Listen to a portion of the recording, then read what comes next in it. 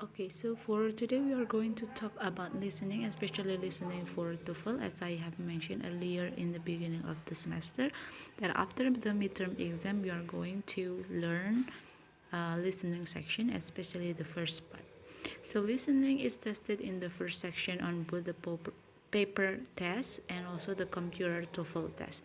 And usually this section consists of a number of different type of listening, and basically they are consists of three type of listening. The first one is short dialogue, and it is consists of two-line dialogues between two speakers, and usually it is each followed by a multiple choice question, and you will listen to each short dialogue and question on the recording and then choose the best answer. Usually in short dialogue you have 30 questions, and we are going to learn about the short dialogue rather than the second or the third type.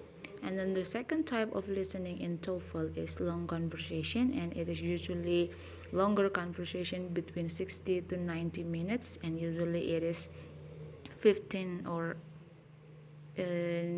yes 15 question, and it is included in part B. And then the last type of listening on the paper TOEFL test is long talks. It is usually lectures that is talking about academic subjects or school life, which is followed by a number of multiple choice questions, and it is usually included in part C. So in the rest of this semester, we are going to talk about the first type of listening TOEFL test, that is short dialogues. Yeah, so you can see on the PDF that we have general strategies for listening comprehension. The first one is that you have to be familiar with the direction.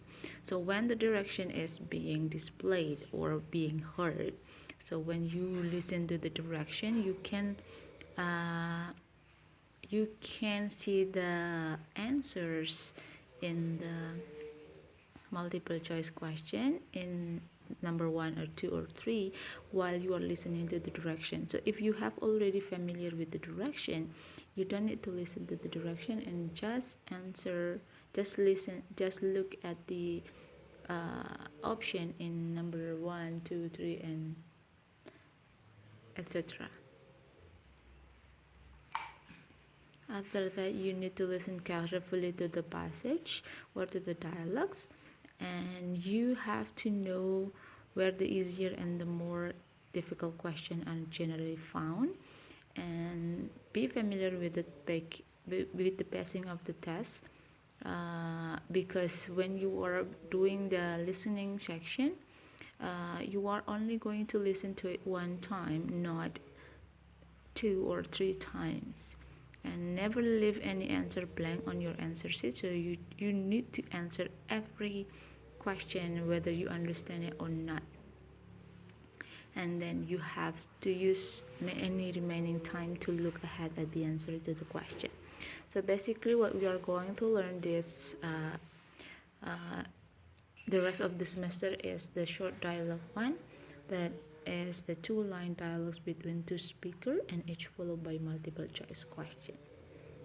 Okay, so continue short dialogue in paper test and computer test are both similar, but they have different. You can read the different and then the similarities between the two. But basically, we are going to talk about the short dialogue on the paper test during the rest of this semester. And I hope you will be familiar with the short dialogue on the paper TOEFL test, so that when you come up to do a TOEFL test, you have already know how to answer the short dialogue paper test. Okay, so usually there are some procedure for the short dialogues. Uh, Here are the example. You can see the example above, but we are going to talk about the strategies that can be used in short dialogues. So the strategies are found here. We are going to learn the first one, the skill one, that is focused on the last line. So in short dialogue, usually it is involved between two people. So there are two people who are speaking, and then the first one will talk about the situation, and the second one maybe talk about the response. And then usually the question will be asked about the second speaker. So focus on the last line, focus on the second speaker, because usually the answer will be found in the second speaker.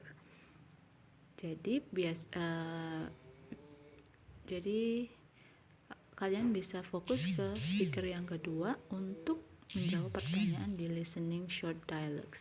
Okay, so the strategy is that focus on the last line. The last line of the dialogue usually contains the answer to the question, but it doesn't mean that you can avoid or no pay attention to the first speaker, because the second speaker or the second statement will be related to the first speaker.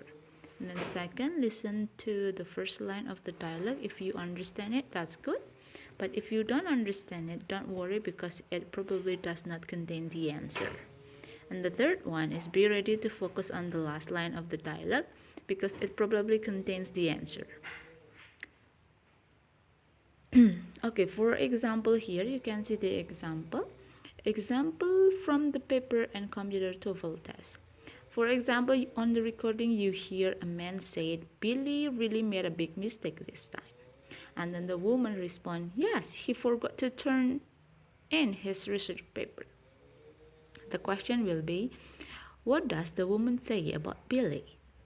In your textbook, you will read A, it was the first time he made a mistake, or B, he forgot to write his paper, C, he turned in the paper in the wrong place, D, he didn't remember to submit his assignment. So you have to focus on the last line. When the woman said he forgot to turn in his research paper, it means Billy is forgot to turn in or to submit the research paper. So the best answer for this example is D. Okay. So for the strategies for listening TOEFL in skill 1 is that you have to focus on the last line on the second speaker. Okay, let's look at the exercise 1. Number 1, 2, and 3.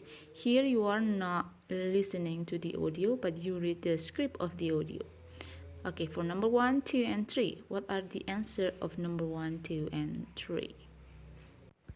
Yeah, okay, in the exercise 1, number 1, if there is a man said, "Can you tell me if today's matinee is a comedy, romance, or western?" The woman replied, "I have no idea." And then the narrator said, "What does the woman mean?" So the question is asking about the comment of the woman. So what are the best answer? Is it A, she has strong idea about movies, she prefers comedy over western and romance, or she doesn't like today's matinee, or she does not know? Well, if you are not listening to the first one and you have only listened to the woman's statement, "I have no idea," you can just directly answer it. "I have no idea," it means she doesn't know anything. So the best answer for the question number 1 is D. So if you focus on the second line, "I have no idea," you can probably just answer the question correctly. Okay, number 2. Was anyone at home at Barb's house when you went there to deliver the package? I rang the bell, but no one answered. What does the man imply? Well, if you only listen to the second one, "I rang the bell, but no one answered," it means maybe there's no one in the house. So the best answer for that is that? Yes, D, the house. Oh, sorry.